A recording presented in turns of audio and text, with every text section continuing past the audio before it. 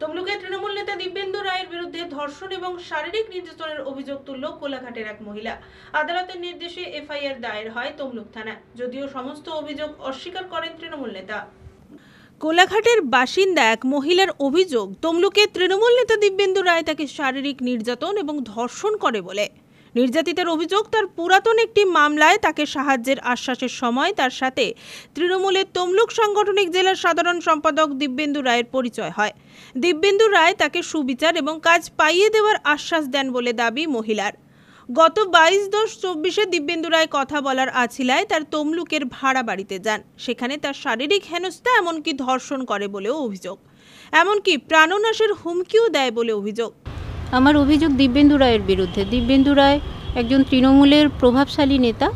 তো উনি এখন তমলুক সাংগঠনিক জেলার সাধারণ সম্পাদক পদে আছেন এবং কন্টাই কোঅপারেটিভ ব্যাংকের ডাইরেক্টর পদে আছেন। উনি আমার এর আগে একটি ঘটনা হয়েছিল, ওই ঘটনা তমলুক থানায় আমি একটি এফআইআরও করি এবং সেটি এখন তমলুক আদালতে বিচারাধীন রয়েছে।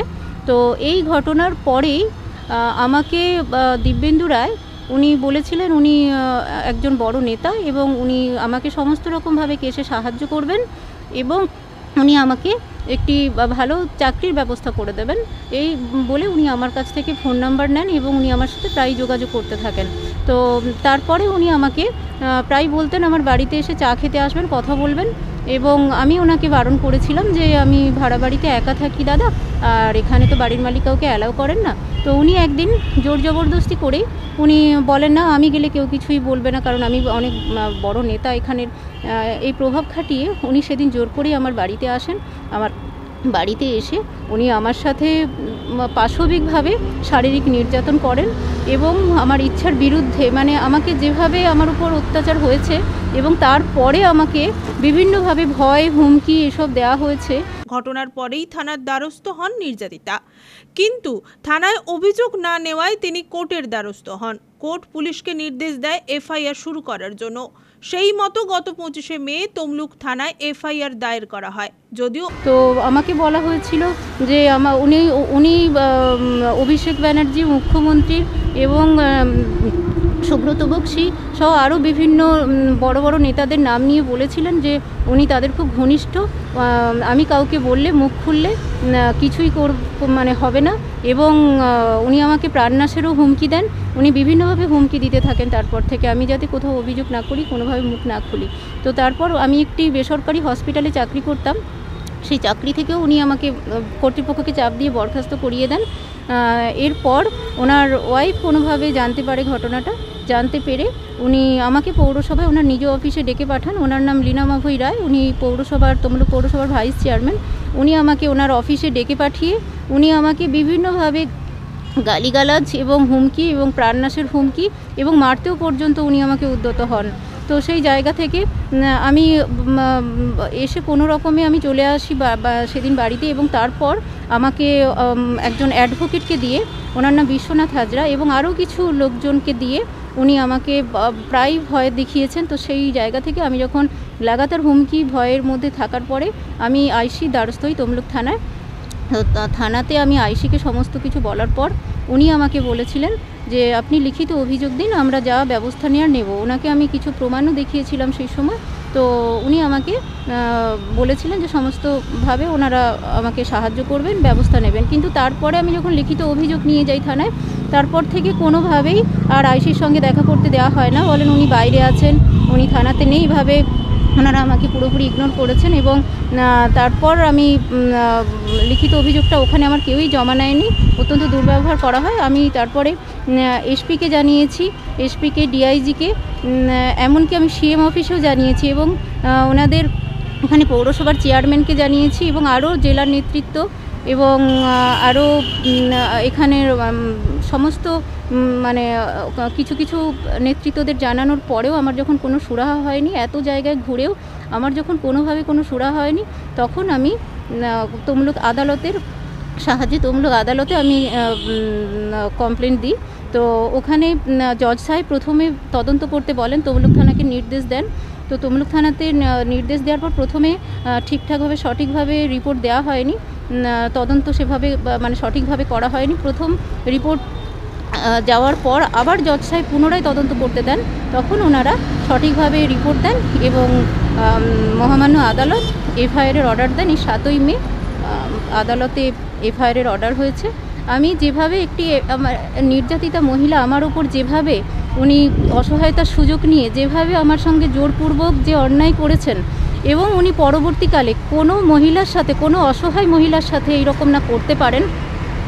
ওনার সম্পর্কে আরও যেগুলো শুনেছি, উনি মানে এরকমই ধরনের উনি বহু দুষ্কৃতিমূলক উনি কাজকর্ম করেছেন, উনি অন্যায় অনেক কাজকর্ম করেছেন। তো পরবর্তীকালে আর কোনোভাবে কোনো রকমভাবে যেন উনি আর অসহায় মেয়ের ওপর অত্যাচার না করতে পারে, তার জন্য আমি প্রশাসনকে বলবো যেন ওনারা আমাকে সঠিক বিচার পাইয়ে দেওয়ার ব্যবস্থা করে দেন এবং আমি দিব্যেন্দু রায়ের কঠোরতম শাস্তি চাই।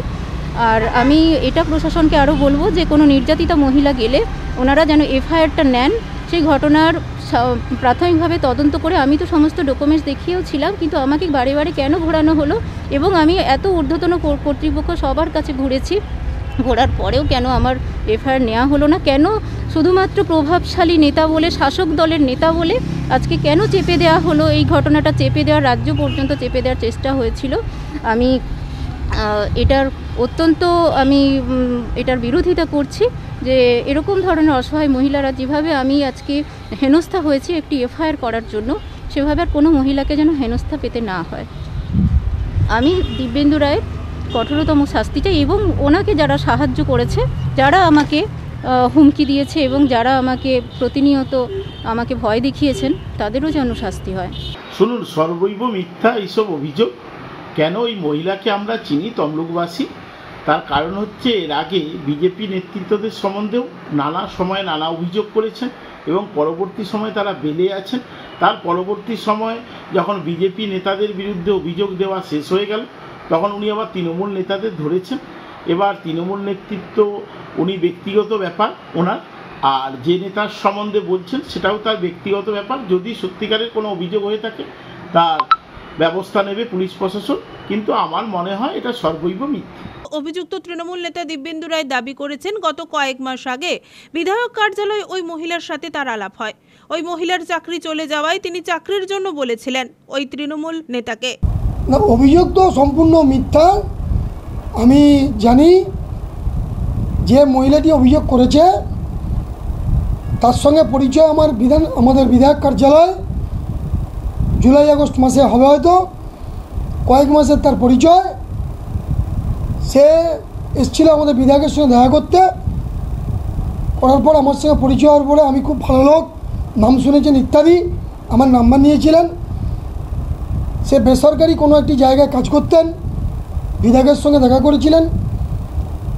দেখা খবর তার এলাকা হচ্ছে কোলাঘাটে, সেখানকার মন্ত্রী আমাদের বিপ্লববাবু বা অসিতবাবুর বিধায়ক পরামর্শ দিয়েছেন যোগাযোগ করতে।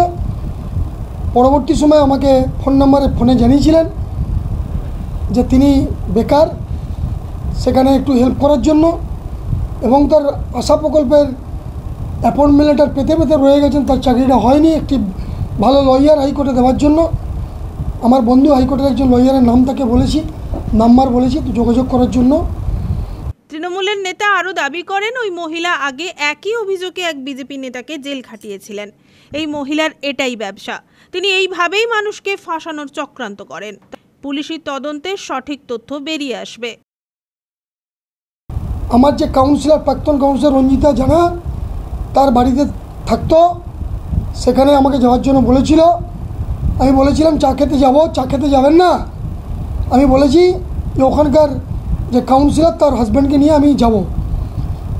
এই অবস্থায় আমি পরবর্তী সময় জেনেছি যে কোর্টে এফআইআর করেছে। আমি তারপর থেকে মেয়েটির সঙ্গে আমাকে ফোন করলে আমি ধরি না ইত্যাদি। আপনি গিয়েছিলেন চা খেতে? না, আমি কোনোদিন যাইনি, আমি কোনোদিন যাইও নি। তারপর থেকে ফোন বন্ধ। আমার রাজনৈতিক ক্যারিয়ারকে মেলাইন করার চেষ্টা করেছে, আমার কাছে খবর আছে। পরবর্তী সময় জেনেছি যে ধর্ষণের অভিযোগ বিভিন্ন জায়গায় বিভিন্ন মানুষের উপর সে কেস করেছে এবং একাধিক লোককে এরকম ফাঁসাবার জন্য এটা তার পেশা। সেই অবস্থায় দাঁড়িয়ে সমস্ত অভিযোগ মিথ্যা ভিত্তিহীন এফআইআর যখন হয়েছে, তমলুক থানার ইনচার্জ তদন্ত করবে, আদালতে তা প্রমাণ করবে। এফআইআর হয়েছে, আমি বিশেষ কিছু বলবো না। রাজনৈতিক ক্যারিয়ারকে মেলাইন করার জন্য, ফাঁসানোর জন্য, এবং তার পেশা যে এটাকে করে তার কিছু ইনকাম করা। এর পেছনে কারোর কি হাত আছে মনে করছেন? আমি সে কথা বলবো না। আমার পলিটিক্যাল ক্যারিয়ারকে মেলাইন করার জন্য এটা চেষ্টা করছে, প্রসপেক্টকে নষ্ট করার জন্য বেছে বেছে এরকম করছে। এ ব্যাপারে যারা সায় দিয়েছিল বা মেয়েটির বিভিন্ন জায়গায় আমি অভিযোগ শুনেছি, পরবর্তী সময় এটা তার পেশায় পরিণত হয়েছে। আপনার দলের কেউ ওই মেয়েটিকে সহযোগিতা করছে বলে মনে করেন? আমি ও বিষয়ে কিছু বলবো না, যেহেতু তদন্ত চলছে। দেখুন, তৃণমূলের এইগুলো তো নতুন কিছু না। তৃণমূলের ম্যাক্সিমাম লিডার বা ওদের কর্মীদের থেকে শুরু করে এরকম চরিত্রের গণ্ডগোল ওদের ম্যাক্সিমাম লোকের আছে। তো সেটা পুলিশ প্রশাসনকে নিয়ে খোঁজ করে দেখতে হবে যে এই মহিলার সঙ্গে ওনাদের আগে কোনো সম্পর্ক ছিল কি না, যার উপরে কেস হয়েছে তার সঙ্গে পূর্বে আগে পরিচয় ছিল কি না, এগুলো আগে পুলিশের প্রশাসনে যাচাই করা উচিত। পুলক বেড়ার রিপোর্ট, খবর BCBS।